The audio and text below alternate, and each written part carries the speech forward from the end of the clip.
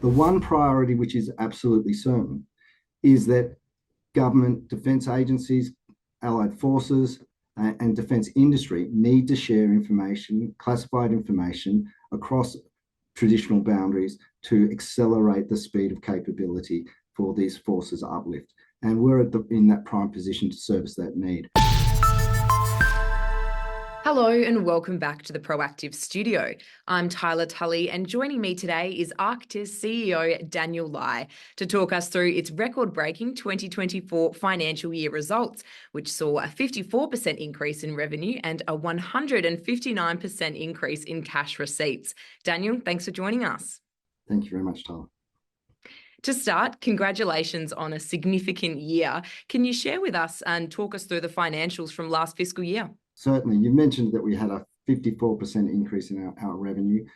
We cashed 12 million in cash receipts, which was a record undertaking. But it's really happy about there is the increase in licensing revenues, which was up 54%, increase in gross margins, which was up 60%, and a decrease in operating expenses of 21%. And over the last 3 years, that's given us a compound annual growth rate of about 48%. Across the 3 years. So strong performance, a nice line there across the 3 years of continuous growth.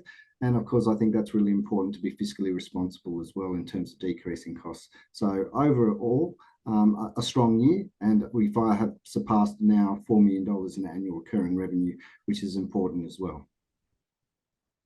It'd be fair to say that a lot of your financial success this year was bolstered through your strategic agreements. Can you talk us through some of these agreements that you have in place and how important they are for your business?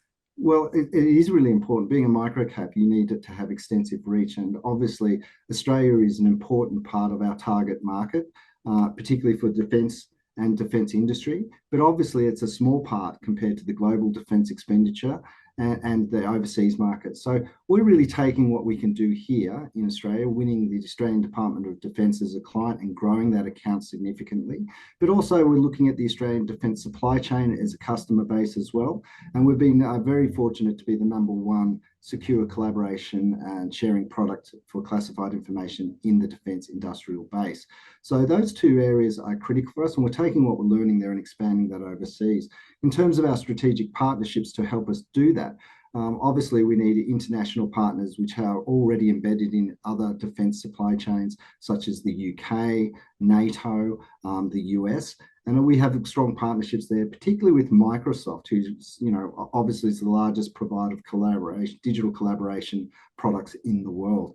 And what we do is we add the extra 5% security layer, which enables those commercial products to be used in highly classified spaces such as defence intelligence, and also the defence supply chain, which manufactures and provides those capabilities to the defence departments. So they're very important. We also have strategic relationships with Fujitsu, which is an international service integration provider who represents us in the UK for the sale of Codency and other products. And most importantly now, NetApp as well, which is a storage provider in the digital environments. And I think that we just recently announced a new partner in Copper River, which I think will be very strategic as they provide technical services to a number of US government agencies. So what does the next year look like for you? What's your business strategy moving forward? Well, we're in a very fortunate position where, over the last 12 months, the defence market has been in a state of flux. They've obviously that's been driven by the geopolitical uncertainty in the world with the war in Ukraine, the Middle East crisis, the rise of China in the Pacific. That's had government defence agencies talking about new strategies, new alliances. There's been the AUKUS deals, there's been Defence Strategic Review. On all of these programs of work have been really about defining what the priorities are moving forward, and also where they're going to be spending most of their money. Now, there's been a huge increase in defence expenditure globally. We're seeing that. We're seeing the defence industry respond to that and prepare themselves to uplift their capabilities in response to the priorities that are getting deemed there. The one priority which is absolutely certain is that government defence agencies, allied forces, and defence industry need to share information, classified information, across traditional boundaries to accelerate the speed of capability for these forces uplift. and we're in that prime position to service that need. Where we've seen most recently, we've been doing trials with NATO. We've seen expansion of our products not only in Australia, but also in the US. And we're seeing that global supply chain and the demand and the activity come to us in a much more regular fashion. So I think we're in a very good, strong foundation to accelerate our annual recurring revenue next year and see that strong growth performance continue. As you said, a lot of opportunities moving into the next financial year. Daniel, thank you so much for your time today. Thank you very much.